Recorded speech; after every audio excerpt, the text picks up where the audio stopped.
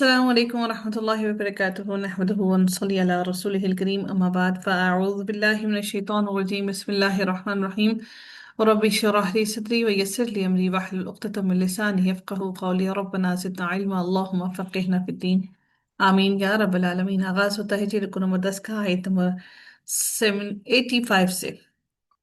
تفسیر کو دیکھتے ہیں۔ اللہ رب العزت ارشاد فرماتے ہیں وَيَسْأَلُونَكَ عَنِ الرُّوحِ، اور وہ آپ سے روح کے بارے میں سوال کرتے ہیں۔ بڑی اہم ترین بات ہے، کیونکہ ہم سب لوگ روح کے بارے میں بڑے پریشان رہتے ہیں کہ روح کہاں ہے، کہاں جائے گی، مرنے کے بعد کیا معاملہ ہوگا روح کے ساتھ۔ تو اللہ تعالیٰ یہاں پر ارشاد فرماتے ہیں کہ وَيَسْأَلُونَكَ عَنِ الرُّوحِ، کہ وہ آپ سے روح کے بارے میں سوال کرتے ہیں۔ قُلِ الرُّوحُ من امر ربی وما اوتیتم من العلم الا قلیلا۔ اور اللہ تعالیٰ فرماتے ہیں کہ اے نبی آپ ان سے کہہ دیں کہ روح میرے رب کی حکم سے ہے اور تمہیں علم میں سے بہت کم ہی دیا گیا ہے۔ یعنی روح کے بارے میں سیدنا عبداللہ ابن مسعود رضی اللہ تعالیٰ عنہ نے بیان کیا کہ رسول اللہ صلی اللہ علیہ وسلم کے ساتھ ایک کھیت میں حاضر تھا، تو نبی کریم صلی اللہ علیہ وسلم اس وقت کھجور کے ایک تنے پر ٹیک لگائے ہوئے تھے کہ کچھ یہودی اس طرف سے گزرے۔ کسی یہودی نے اپنے دوسرے ساتھی سے کہا کہ ان سے روح کے بارے میں پوچھو۔ ان میں سے کسی نے اس پر کہا کہ ایسا کیوں کرتے ہو؟ دوسرا یہودی بولا کہیں وہ کوئی ایسی بات نہ کہہ دیں جو تم کو ناپسند ہو۔ رائے اس پر ٹھہری کہ روح کے بارے میں پوچھنا ہی چاہیے۔ پھر کیا ہوا کہ انہوں نے آپ صلی اللہ علیہ وآلہ وسلم سے اس کے بارے میں جب سوال کیا، پوچھا، تو نبی اکرم صلی اللہ علیہ وسلم نے تھوڑی دیر کے لیے خاموشی اختیار کی، خاموش ہو گئے اور ان کی بات کا کوئی جواب نہیں دیا۔ میں سمجھ گیا کہ اس وقت آپ پر وحی اتر رہی ہے، اس لیے میں وہیں کھڑا رہا۔ جب وحی ختم ہوئی تو آپ صلی اللہ علیہ وسلم نے اس آیت کی تلاوت فرمائی کہ اور یہ آپ کے رب کے بارے میں آپ سے روح کے بارے میں سوال کرتے ہیں، اے نبی آپ ان سے کہہ دیجئے کہ روح میرے پروردگار کے حکم ہی سی ہے اور تمہیں علم تھوڑا ہی اس بارے میں دیا گیا ہے۔ روح کا تعلق مخفی امور سے ہے، یعنی کہ جو چھپی ہوئی باتیں ہیں جس کا ہمیں علم نہیں ہے۔ اس لیے رب العزت نے نبی اکرم صلی اللہ علیہ وآلہ وسلم سے فرما دیا کہ نبی آپ ان سے کہہ دیجئے کہ روح میرے رب کی حکم سے ہے، یعنی روح کے بارے میں میرے رب نے حکم دیا کہ ہو جاؤ، اور وہ وجود میں آ گئی۔ روح کی حقیقت کو اللہ تعالیٰ کے سوا کوئی نہیں جانتا۔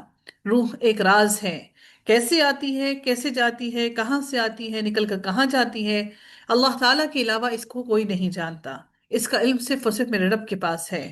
اللہ تعالیٰ نے فرمایا آیت کے اگلے حصے میں کہ وَمَا أُوتِيتُم مِّنَ الْعِلْمِ إِلَّا قَلِيلًا، اور تمہیں علم میں سے بہت کم ہی ہے جو دیا گیا ہے۔ انسان کا علم اللہ تعالیٰ کے علم کے سامنے بہت ہی قلیل اور کم ہے۔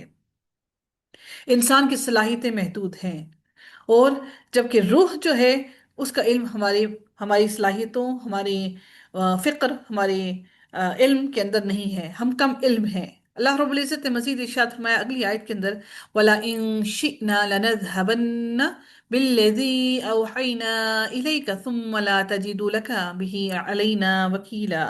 اور یقیناً اگر ہم چاہیں تو ہم ضرور بضرور لے جائیں اس کو جو ہم نے آپ کی طرف وحی کی ہے، پھر آپ اس پر ہمارے مقابلے میں کوئی حمایتی نہ پائیں گے۔ یعنی آپ ہمارے مقابلے میں اس پر کوئی بھی وکیل نہ پائیں گے۔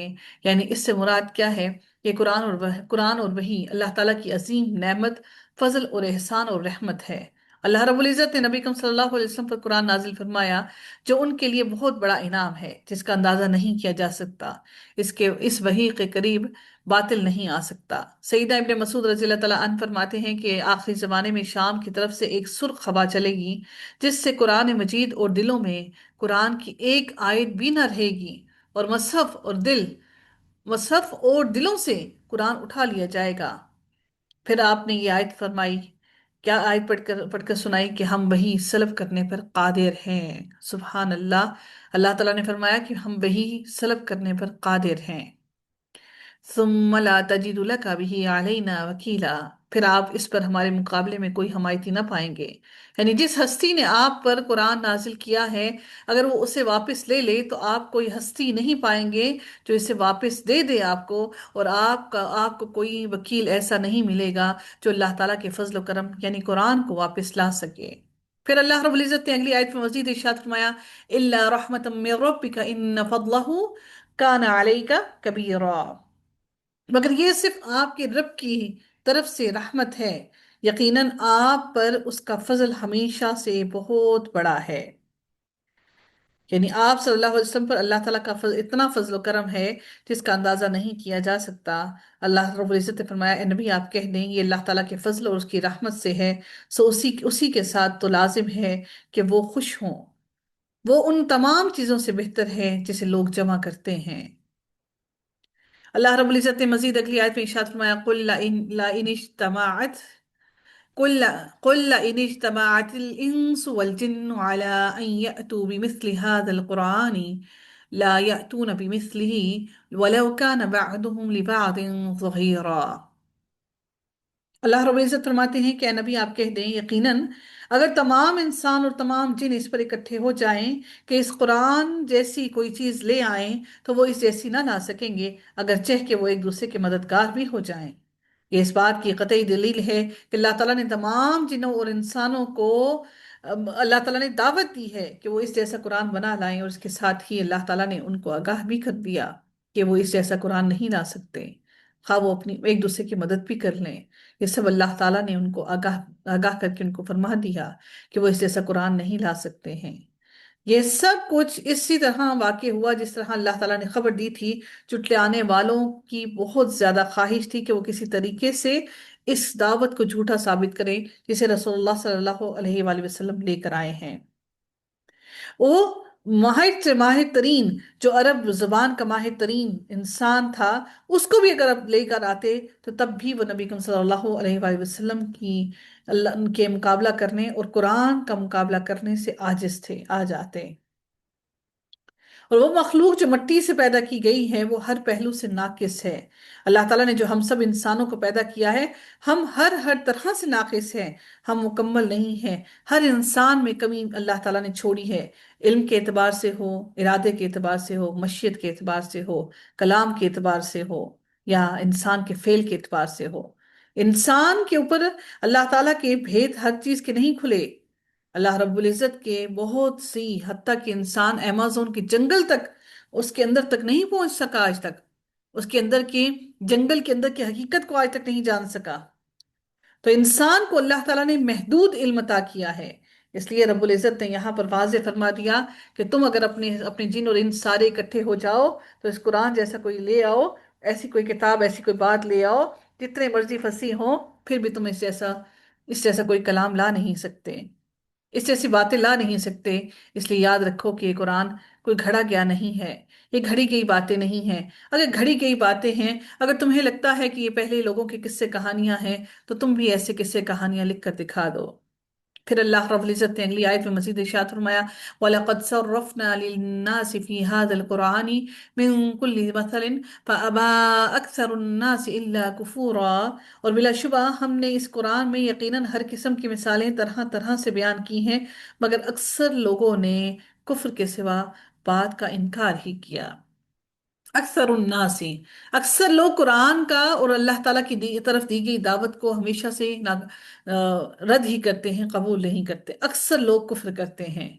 پھر رب کائنات نے اگلی آیت میں مزید ارشاد فرمایا وَقَالُوا لَن نُؤْمِنَ لَكَ حَتَّى تَفْجُرَ لَنَا مِنَ الْأَرْضِ يَنبُوعًا۔ اور انہوں نے کہا کہ ہم ہرگز آپ پر ایمان نہ لائیں گے جب تک کہ آپ ہمارے لیے زمین میں سے کوئی بہتا ہوا چشمہ نہ جاری کر دیں۔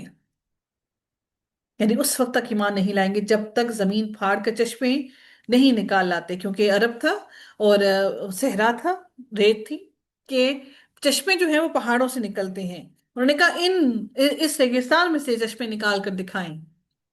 پھر اللہ رب العزت نے اگلی آیت میں ارشاد فرمایا او تکون لک جنت من نخیل وعنب فتفجر الانہار خلالها تفجیرا۔ یا آپ کے پاس کھجوروں اور انگوروں کا ایک باغ ہو، چنانچہ آپ اس کے درمیان میں نہریں جاری کر دیں، اور وہ نہریں بھی ایسی نہ ہو کہ وہ خشک ہو جائے بلکہ وہ خوب جاری رہیں۔ یعنی تمہارے پاس باغات، کھجوریں، انگور اور چشمے ہوں گے تو ہم بازاروں میں آنے جانے کی ضرورت ہی محسوس نہیں کریں گے، ہم تمہارے سے ہی یہ تمام چیزیں لے لیا کریں گے، اور پھر ہمارا آنا جانا تمہارے پاس زیادہ ہو جائے گا۔ ہم جب تمہارے پاس زیادہ کثرت سے آئیں گے تو ہو سکتا ہے کہ ہم تم سے ملنے میل جول کی وجہ سے تمہاری باتوں کو سنتے رہیں، اور ہم بھی پھر تمہاری باتوں پر ہم تمہاری باتوں کو مان کر ایمان لے ہی آئیں۔ اس لیے وہ نبی کریم صلی اللہ علیہ وسلم کے سامنے اس قسم کے مطالبے رکھا کرتے تھے کہ کھجوروں کے، انگوروں کے اور باغ بنا لو، اور اپنے پاس نہریں جاری کر لو، تاکہ ہم تمہارے پاس آ کر بیٹھیں اور تم سے بات چیت کریں، ہمیں یہ نشانیاں لا کر دکھاؤ۔ پھر اللہ رب العزت نے اگلی مزید آیت میں ارشاد فرمایا، او تسقط او تسقط السماء كما زعمت علينا كسفا او تأتي بالله والملائكة قبيلا، یا جیسے آپ نے دعویٰ کیا ہے ہم پر آسمان کو ٹکڑے ٹکڑے کر کے گرا دیں گے، یا اللہ تعالیٰ اور فرشتوں کو آپ ہمارے سامنے لے آئیں۔ جو اللہ تعالیٰ نے عذاب کو ان کو کہا کہ اس طرح کا عذاب تم پر آئے گا، تو انہوں نے کہا کہ آپ ایسا معجزہ ہمیں کر کر دکھائیں کہ آسمان کو ٹکڑے ٹکڑے کر کے ہمارے سروں پر پھینک دیں، تاکہ ہم اپنی آنکھوں سے دیکھیں کہ آسمان کس طرح سے ٹکڑے ٹکڑے ہوتا ہے، تاکہ اگر ہمارا یہ مطالبہ پورا کرو تاکہ ہم ایمان لے آئیں۔ یا پھر اپنے اللہ سے کہو، یا اپنے فرشتوں سے، اللہ کے فرشتوں سے کہو کہ وہ ہمارے سامنے حاضر ہو جائیں، تاکہ ہم ان کو اپنی آنکھوں کے سامنے دیکھ لیں، تاکہ ہم آنکھوں دیکھ کر عین الیقین کر لیں۔ تو انہوں نے یہ تمام معجزات نبی اکرم صلی اللہ علیہ وآلہ وسلم سے مانگے۔ اللہ رب العزت نے پھر اگلی آیت میں مزید ارشاد فرمایا، او یکون لک بیت من زخرف او ترقى في السماء ولن نؤمن لرقيك حتى تنزل علينا كتابا نقرأه قل سبحان ربي هل كنت إلا بشرا رسولا۔ یا آپ کا کوئی سونے کا گھر ہو، یعنی کہ آپ تو امیر کبیر بھی نہیں، غریب ہیں، یا پھر آپ کا کوئی سونے کا گھر ہو، یا آپ آسمان میں چڑھ جائیں اور آپ کے چڑھنے کو ہم نہ مانیں گے، یہاں تک کہ آپ ہم پر ایسی کتاب اتار دیں جسے ہم پڑھیں۔ آپ کہہ دیں، نبی، اللہ نے کہا کہ نبی قل، اے نبی آپ کہہ دیں، سبحان ربی، کہ پاک ہے میرا رب، هل كنت الا بشرا رسولا، پاک ہے میرا رب، میں ایک انسان کے سوا کچھ نہیں جو رسول ہے، بھیجا گیا اللہ تعالیٰ کی طرف سے۔ مشرقین کے مطالبات سے ان کی قوت اور قوت ادراک، یعنی کہ ان کی جو قوت، ان کی ذہنی قوت تھی، اس کی ناپختگی کا اظہار صاف واضح ہوتا ہے کہ ان مطالبات سے ان کی ہٹ دھرمی کا پتہ چل رہا ہے۔ وہ کسی طور پر بھی ایمان کی بات سننا پسند بھی نہیں کرتے تھے، اور آپ کے چڑھنے کو ہم نہ مانیں گے یہاں تک کہ آپ ہم پر ایسی کتاب اتار دیں جسے ہم پڑھیں۔ یعنی وہ چاہتے تھے کہ ایسی کتاب ہو کہ وہ جسے ہم پڑھیں، ہمارے مطلب کی بات ہو، جس کے اندر جسے ہمارا دل پسند کرے۔ اس لیے اللہ تعالیٰ نے کہہ دیا، اے نبی آپ ان سے کہہ دیجئے کہ پاک ہے میرا پروردگار اس سے وہ تمام چیزیں جو تم چاہتے ہو اور کہتے ہو، اور اللہ تعالیٰ تمہاری خواہشات کی تابع نہیں ہے۔ اللہ کو کوئی ضرورت نہیں ہے کہ وہ تمہاری خواہشات کو پورا کرے۔ تو اس لیے اللہ رب العزت ان تمام چیزوں سے بالا تر ہے، اس کو کوئی پرواہ نہیں تمہاری نظریات کی، تمہاری گمراہی کی، اور تمہاری خواہشات کو پورا کرنے کی۔ هل كنت الا بشرا رسولا، کہ میں ایک انسان کے سوا کچھ نہیں جو رسول ہے، یعنی میرا کوئی اختیار نہیں کہ میں اللہ تعالیٰ سے ان معجزات کی طلب کروں۔ میں صرف ایک انسان ہوں جو بے بس ہوں، میں اللہ تعالیٰ سے ان معجزات کے بارے میں سوال نہیں کر سکتا، میں اللہ تعالیٰ سے ان باتوں کو منوا نہیں سکتا، کیونکہ میں صرف اور صرف ایک انسان ہوں، اور کرنے والی ذات صرف میرے رب کی ہے۔